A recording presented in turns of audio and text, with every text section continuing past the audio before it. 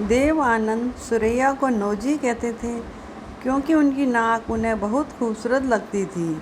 वहीं सुरैया देव को स्टीव कहती थी क्योंकि देव ने उन्हें एक नॉवल दिया था जिसमें स्टीव नाम का किरदार था। सुरैया को लगता था देव बिल्कुल स्टीव जैसे थे।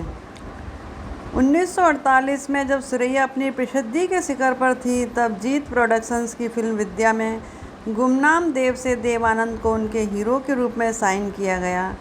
तब तक देव की 3 ही फिल्में आई थीं और तीनों ही नाकाम रही थीं। सुरैया सेट पर आईं, सब उठ खड़े हुए, सुरैया जी करने लगे, जबकि तब वो महज 19 साल की थी। लेकिन देव अपनी कुर्सी पर बैठे रहे और सुरैया को टकटकी बांधकर देखते रहे।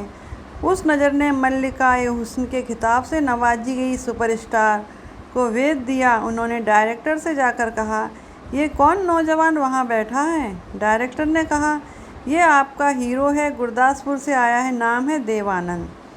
मरीन ड्राइव पर जहाँ सुरैया का घर था वहाँ उनकी एक झलक देखने को प्रशंसकों का तांता लगा रहता था। इंडस्ट्री के तमाम लोग उन्हें घेरे रहते थे, पर उनके दिल में बस गई थी उस नौजवान की नज़र जिसने कुर्सी से उठकर उनका अभिवादन करने की जहमत नहीं उठाई थी। वो शरीफ था, फरिश्तों जैसा खूबसूरत, पढ़ा लिखा, ज़हीन।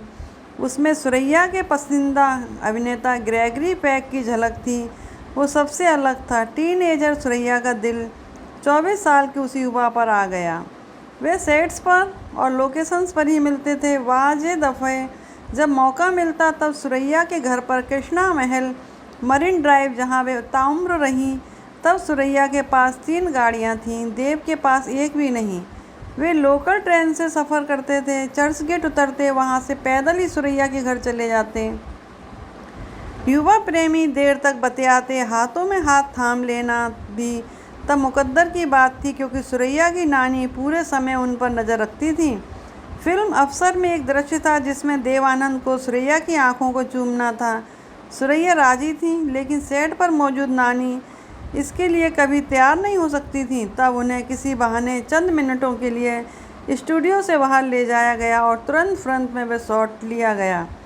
लेकिन शूटिंग के बाद बातें कैसे हों, तय किया गया कि हर शुक्रवार रात को एक निश्चित समय देव टेलीफोन करेंगे। सुरैया ठीक उसी समय टेलीफोन के इर्द गिर्द मौजूद रहेंगी। दोनों प्रेमियों में सरगोशियों के साथ बातें होती जो अक्सर अधूरी छूट जाती क्योंकि अंदेशा था कि नानी चली आएंगी और पूछेंगी, इतनी रात किससे बातें करती हो? वाजे दफ़े वे खत लिखते और खत पकड़े न जाएं, इसलिए उन्हें डाक से नहीं भेजा जाता। सुरैया की करीबी दोस्त दुर्गा खोटे और कामनी कौशल तब काशिद की भूमिकाएं निभाती थीं। कामनी खुद उस समय दिलीप कुमार की मोहब्बत में गिरफ्तार थीं। जब प्यार परवान चढ़ गया और साथ जीने मरने के इरादे जाहिर कर दिए गए, तब देव साहब सुरैया के लिए हीरो की एक अंगूठी बनवाई। उसके लिए उन्होंने अपने दोस्तों से पैसे उधार लिए थे। उन्होंने सुरैया से कहा, हमारी सगाई तो नहीं हुई है इसलिए तुम इसे पहन नहीं सकती, पर तुम इसे मेरे अमर प्रेम की यादगार बतौर सहेज कर रखना।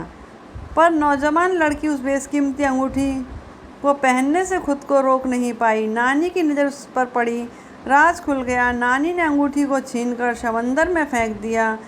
सुरैया तब कई रातों तक रोती रही थी। आखिर देव ने कहा, हम एक दूसरे के बिना जी ना सकेंगे, क्यों ना कोर्ट में ब्याह कर लें।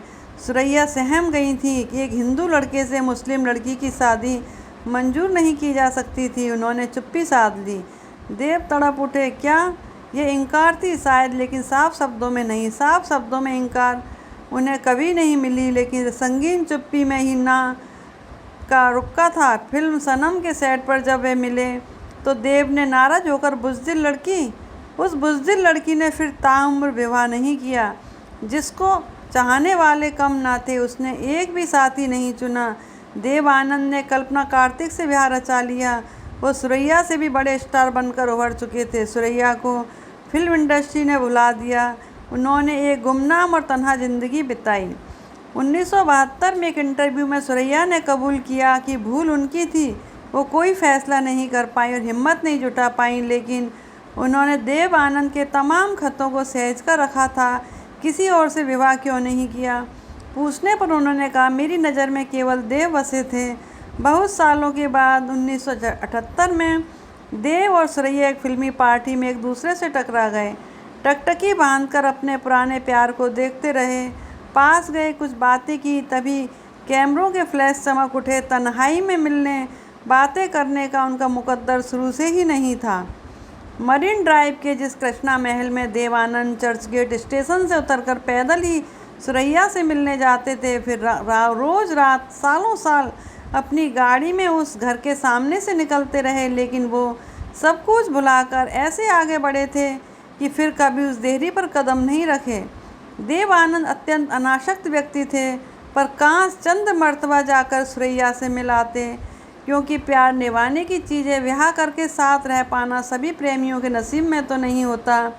सुरैया की मौत 2004 में हुई। मीडिया के कैमरों को तलाश थी कि जनाजे को कंधा देने देवानंद आएंगे, पर वो नहीं आए।